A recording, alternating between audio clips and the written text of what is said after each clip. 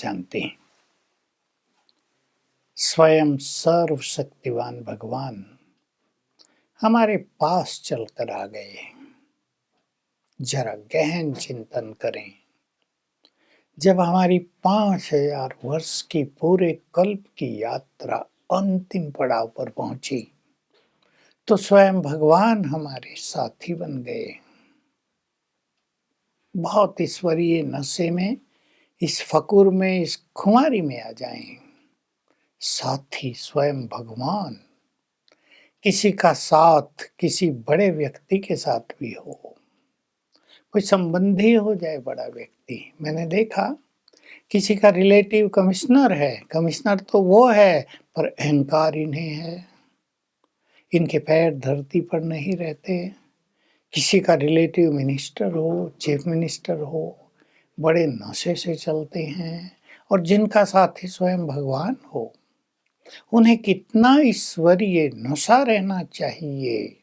और बाबा केवल ऐसे ही साथी नहीं है, वो सर्वसमर्थ है, शक्तिशाली है, वो सब कुछ कर सकता है।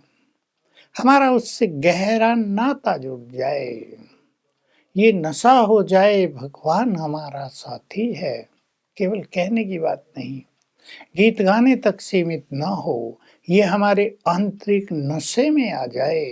कौन तुम्हें साथ दे रहा है, जिसका साथ मिलने के बाद अन्य किसी के साथ की कोई आवश्यकता नहीं रहती। अब वो आया है, हमारी थकान मिटा दी। जैसे ही वो हमारे समीप आया, उसके वाइब्रेशन से, उसके पावरफुल आभा मंडल से हमारी जन्म जन्म की थकान मिट गई है। देख लो मिटी या नहीं मिटी। किसी के जीवन में खुशी आ गई, किसी के जीवन में शांति आ गई, किसी को सुकून मिल गया, कोई बहुत शक्तिशाली बन गए। तो बाबा आता है, हमें बहुत हल्का कर देता है, डबल लाइट बना देता है, और बार बार कहता है, बच्चे मन के सारे बोझ मुझे दे दो। अब देखिए, देना और न देना हमारे हाथ है। मनुष्य बोझ रखता है, कैसी स्थिति होती है, जैसे सिर पे बहुत भारी कई कई टोकरियां रखी हों, और जब मनुष्य हल्का रहता है तो उड़ता है, उसके चेहरे पर खुशी, शांति, संतोष, सुकून दिखाई देता है। तो जब भगवान हमसे बोझ मांग रहा है, तो हम उसे बोझ क्यों नहीं देते?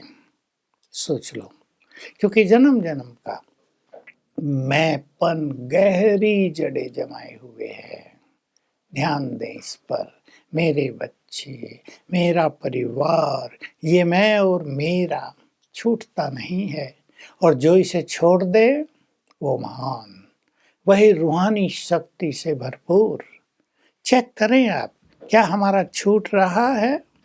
और मैंपन छूटेगा जितना मैं कौन हूँ, यानी स्वमान, वो हमारा बढ़ता जाएगा। और मेरापन छूटेगा जितना समर्पण भाव बढ़ेगा, और जितना ये भाव बढ़ेगा कि सब कुछ तेरा है।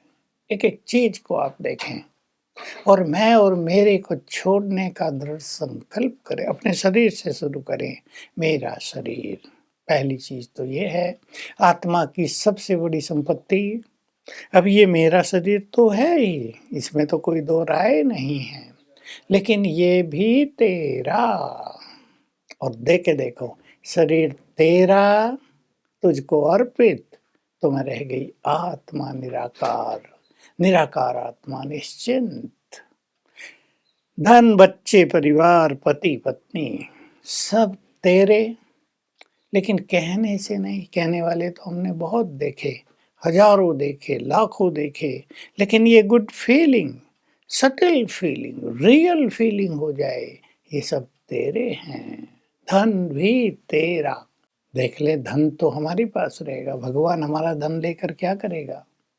लेकिन धन तेरा, उससे हमारी आसक्तियां मिट जाएं, तो जिसको हम तेरा करेंगे उससे हमारी आसक्ति मिट जाएगी। तो बोझ को भी तेरा कर दें, आदत डालें बोझ बाबा को देने की। बहुत सुंदर ये प्रैक्टिस है। और कुछ लोग ये प्रैक्टिस करते अवश्य हैं, उनके अनुभव बहुत सुंदर होते हैं और बोझ फ़िक्र बाबा को देकर वे बन जाते हैं बेफ़िक्र बादशाह। तो बाबा के शब्द हम सदा याद दिलाते हैं, फिर सुन लें आप। बाबा कहते हैं बच्चे मन के बोझ मुझे दे दो, और फिर सुंदर बात कही, जो बाप सारे संसार का बोझ उठाने वाला है, क्या वो हमारे बोझ नहीं उठाएगा? देखो करके, क्या इस बात में विश्वास है कि सर्वशक्तिवान सारे संसार के बोझ उठाने में सक्षम है? तो हमारे बोझ क्यों नहीं हरेगा? हम तो उसके अपने हैं। फील करें, हम तो भगवान के हैं, उसके अपने हैं। अपनों को तो बोझिल कोई भी नहीं देखना चाहता, लेकिन ये मेरापन हमें इस सीमा से, इस दायरे से बाहर निकलने नहीं देता, मैं और मेरा। इसलिए यही आध्यात्म के मार्ग में सबसे बड़ी बाधाएं हैं। तो चलो करके देखो, सब कुछ तेरा, तुम जानो और निश्चिंत हो जाए। बहुतों के साथ क्या होता है, बोझ बाबा को दिए, थोड़ी देर हल्के हुए और फिर कुछ देर के बाद बोझ का चिंतन वापिस करने लगे, यानी बोझ वापिस आ गए। होगा या नहीं होगा, ये कैसे होगा, पता नहीं अब क्या होगा, बाबा करेगा या नहीं करेगा। बाबा में भी संशय उठने लगता है। वो संशय पता नहीं चलता, लेकिन वो सूक्ष्म रूप से अंदर काम करने लगता है। तो बाबा में पूर्ण विश्वास, अब उसको देकर उस बोझ को समाप्त करने की प्लानिंग उसे करने दो। बहुत सूक्ष्म अभ्यास है और सहज तरीका है कि जो चीज मन को बहुत भारी कर रही हो, बाबा के नाम एक पत्र लिख दो, रात को लिख दो। दोपहर को भारी कर रही, दोपहर को लिख दो। सवेरे भारी कर रही है, सवेरे लिख दो। बाबा के आगे रख दो, लो हरो इसे और रिजल्ट देखो। लेकिन इसमें बहुत बड़ी चीज होती है, बाबा में संपूर्ण विश्वास। अब आप देख लें, क्या हम बाबा को जानते हैं कि वो हमारे बोझ हर लेगा? बहुत सुंदर अनुभव करें आप, बाबा को अपने पास बुलाया करें। बीमारियों में सुप्रीम सर्जन आ जाओ। कई माताएं अनुभव सुनाती, आज ही कोई सुना रही थी, कितनी भयानक बीमारी थी, बाबा को बुलाया, लाइलाज कह दिया था डॉक्टरों ने और बाबा ने ठीक कर दिया। तो कुछ भी लाइलाज नहीं है, केवल हम बाबा के हाथों में अपना जीवन सौंपने लगे। सौंप दिया इस जीवन का सब भार तुम्हारे हाथों में, गाते तो थे, है जीत तुम्हारे हाथों में और हार तुम्हारे हाथों में। हार तो उसके हाथों में है नहीं, जो उसका हो गया उसकी हार तो होगी नहीं। हार तो तब होती है जब मैंपन बहुत आता है, जब उसको हम भूल जाते हैं। तो बने बेफिक्र बादशाह, दे दें उसको फिक्र, चाहे बच्चों का फिक्र हो, बच्चों का फिक्र ज़्यादा होता है, पढ़ाई का फिक्र हो, एग्ज़ाम का फिक्र हो, नर्वसनेस हो। बहुत बच्चों को हम देखते हैं अच्छे अच्छे कम्पिटिटिव एग्ज़ाम दे रहे हैं, नीट डॉक्टर बनना है, फिक्र रहता है बहुत ज़्यादा, आत्मविश्वास खत्म हो जाता है। आईएएस करने वाले एक का सब कुछ क्लियर हो गया, केवल इंटरव्यू बाकी, तो भी बहुत नर्वस, होगा या नहीं होगा।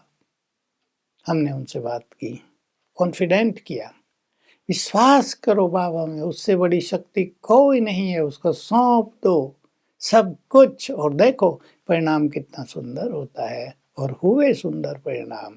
लेकिन हमारा विश्वास, बाबा का आह्वान, अपनी शक्तियों में विश्वास, ये अगर हमें होता है तो हम इस जीवन में, जो ये संसार कांटों का जंगल बन चुका है, इसमें रहते हुए एक राजा जो होता है शेर, उसकी तरह विचरण करेंगे और निश्चिंत जीवन की झलक हमारे चेहरे से सबको दिखाई देगी। ओम शांति।